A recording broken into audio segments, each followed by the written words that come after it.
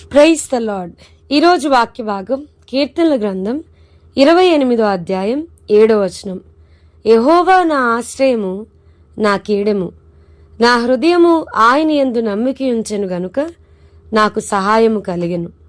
కావున నా హృదయము ప్రహర్షించుచున్నది, కీర్తనలతో నేను ఆయనను స్తుతించుచున్నాను. ఈరోజు ఈ వాక్య భాగం ద్వారా దేవుడు మనతో మాట్లాడుతూ ఉన్నారు. ఈ కీర్తన గ్రంథం 28వ అధ్యాయం 7వ వచనం చూస్తే గనుక, నా హృదయం ఆయన యందు నమ్మిక ఉంచెను గనుక నాకు సహాయం కలిగెను అని కీర్తనకారుడు మాట్లాడడం మనం చూస్తూ ఉన్నాం.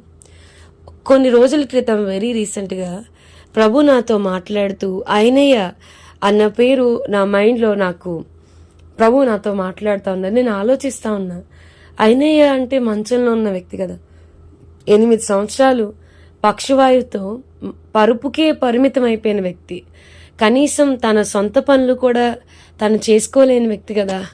ఏంటి అని ఆలోచిస్తే, మంచానికి పరిమితం అయిపోయిన వ్యక్తికి, ఆ వ్యక్తి దగ్గర మనకి కేవలం నిరాశ, నిస్పృహ, కృంగుదల ఇవే కదా కనబడతాయి.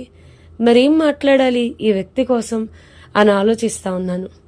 ఆయనయ్య కోసం ప్రార్థన చేస్తూ ఉన్నప్పుడు, దానికోసం కూర్చున్నప్పుడు నేను నా వాక్యానికి ఈ విధంగా టైటిల్ పెట్టుకున్నాను, మంచంలో ఆయనయ్య. ఆయనయ్య అన్న పేరుకు అర్థం స్తుతి లేదా దేవుడు స్తుతికి పాత్రుడు. God is worthy of praise అని అర్థం.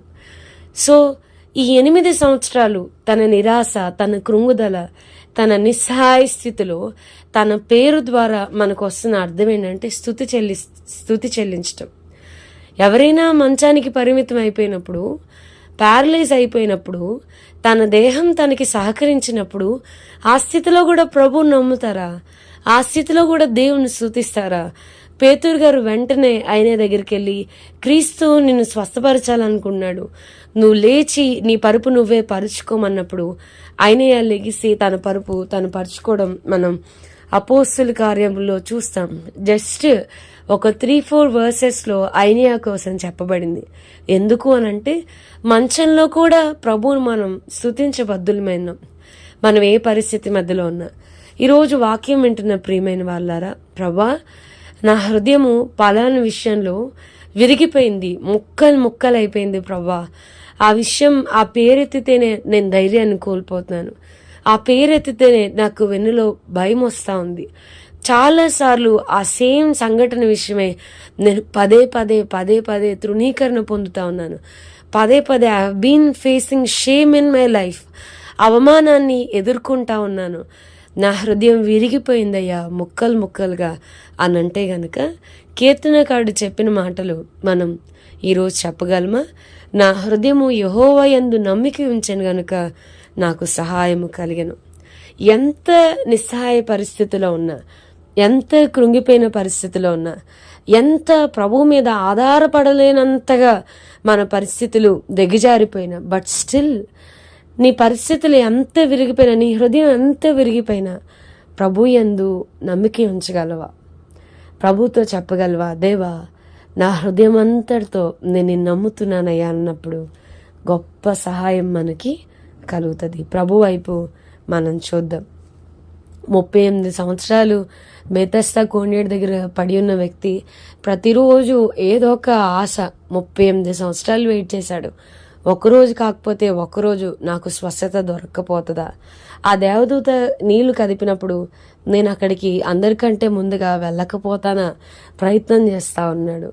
అతడు ప్రయత్నం చేస్తా ఉన్నప్పుడు దేవుడు స్వయంగా యేసయ్యే ఆయన దగ్గరికి వచ్చాడు. ఒకవేళ దేవదూత నీళ్ళని కదిపితేనే స్వస్థ వస్తే, ఆయన మన కొరకు దారులుగా తన రక్తాన్ని చిందించిన దేవుడు. He has paid the price. మన ప్రతి రోగమునకు అతడు పొందిన దెబ్బల ద్వారా మనకు స్వస్థత అని వాక్యం చెప్తా ఉంది. సో ప్రతిదానికి వెల చెల్లించాడు. ఆయనే స్వయంగా ఆ వ్యక్తి దగ్గరికి వెళ్ళి, నువ్వు స్వస్థత పడగోరుచున్నావా అని ఆయన అడుగుతూ వచ్చారు. అయ్యా నాకెవరు లేరు హెల్ప్ చేయడానికి, నాకెవరు లేరు అని చెప్తా ఉన్నాడు. దేవుడు వెంటనే ఒక్క మాట పలకగానే అతడు స్వస్థతను పొందుకున్నట్లుగా మనం చూస్తున్నాం. బాగా లేట్ అయిపోయిందయ్యా, చాలా ఆలస్యం అయిపోయిందయ్యా, పరిస్థితులు చేయదాటిపోయాయ్యా, ఇక అవదనుకుంటా అని అనుకున్న పరిస్థితుల్లో కూడా God is still more alive. దేవుడు, మనం ఆరాధన చేసే దేవుడు సజీవుడైన వాడు. మన పరిస్థితులను మార్చడానికి సమర్థుడు.